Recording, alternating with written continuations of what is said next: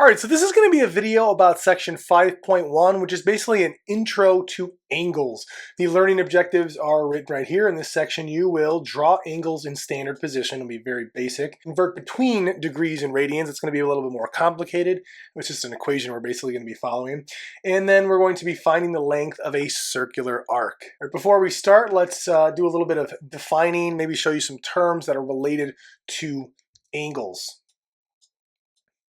So we're going to look at this angle first, and the thing that I really want you to see the most out of this is that, because you're going to see this a lot, is that the theta is used to dictate the, it's a variable that's used for the measurement of the angle. So if you're looking at for theta, it's going to be the variable for that angle, whatever the degree measurement is or whatever the radian measurement is. So you're going to see a lot of theta. Now you might also see x from time to time as well, but a lot of times you're going to see theta. All right, and then some other terms here. The initial side is where the angle starts, and then if you can kind of see here, this arrow, it's going to the terminal side, terminal meaning the end of it. So it's where the side that ends the angle.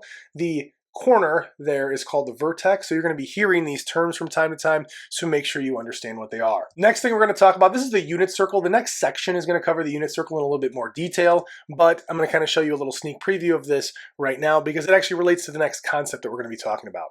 Okay, you should all be aware of degree measurements, so 30 degrees, 45 degrees, 90 degrees. There was the 0 degrees over here, 120, all the way around. We have 330 degrees, we go another 30 degrees, it's 360 degrees, which in this case is also equal to 0 degrees because it's like you just ended where you started essentially. Okay, well, there is another measurement that's going to be extremely important in this unit and this entire chapter, as well as the next chapter and the chapter after that, and that is radians.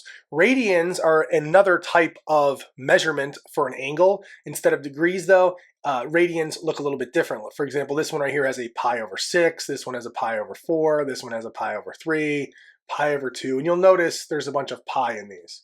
Now you can have radians without pi. This is a super important one right here. 180 degrees is pi.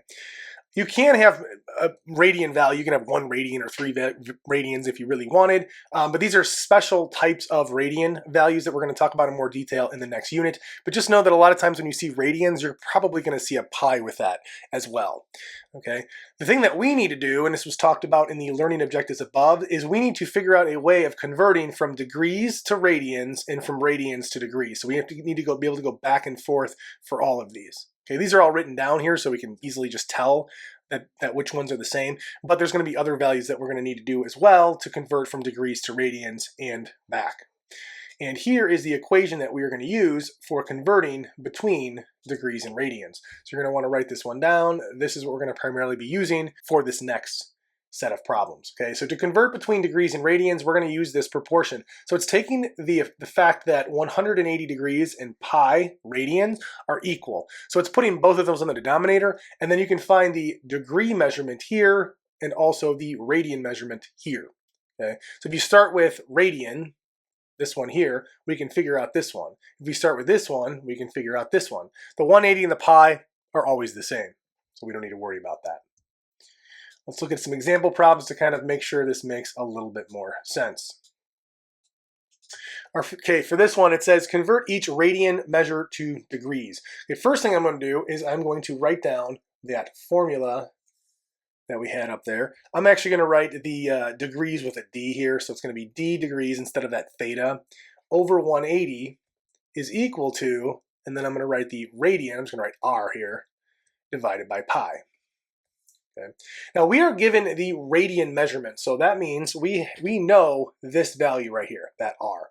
So what we're going to do is replace that r with that radian measure. So it's going to be d over 180 is equal to pi over 6 divided by pi. Okay, from here, I'm going to pi over pi cancel, so I'm just going to write that as 1 over 1. And then we have d over 180 is equal to, and this is just 1 over 6 is what's left here, 1 over 6, divided by 1, but you don't need to write divided by 1 here. So if you notice, we are getting closer and closer to isolating that d so we can figure out the degrees. We need to cancel out this 180, so I'm going to do the opposite here by multiplying both sides by 180. So that means 180 The multiply and the divide cancel each other out. And then we have the degrees is equal to 180 divided by 6, which is going to be 30 degrees. And we found our first answer. So that's our answer for the first one. The next one is, it's kind of weird because it doesn't have a pi in it, but I did say not all radians are going to have pi's on there. So we're going to set up the equation the exact same way. Okay, so d over 180. So I'm going to write that down again. So d over 180 is equal to, this time the radian measurement is just a 3. So I'm going to write 3 over pi, like so. So now from here, we're trying to solve for this d at the top here. So all we really need to do is multiply both sides by 180 to cancel out that 180 that's with it. Okay, so this is going to cancel with this. And then you're going to have d is equal to this whole mess right here, 3 divided by pi times 180. I would not expect you to do that by hand. That'd be a nightmare. So we're going to be using our calculator a lot in this class. So it's going to be 3 divided by pi times 180. And you end up with, I'm just going to round to the nearest whole number, 172 degrees. Okay, really it's 171.8873385, but we don't really need to worry about that. But that's basically converting from radians to degrees. Our minds tend to go toward degrees because it's kind of what we're used to, generally speaking, but radians are going to help us later on with certain equations that we're going to use, and we're going to talk about that in just a second. All right, since we just converted from radians to degrees, let's do the opposite now and convert from degrees to radians. So again, first thing I'm going to do is start off with that equation that we had, that d over 180 is equal to the radians over pi. Okay, now we know the degrees, so we know this part right here, so I'm just going to put that in right away. 15 divided by 180 is equal to the radians times pi. And we are trying to solve for radians in this case. So the first thing that we're going to do is we're going to multiply both sides by pi,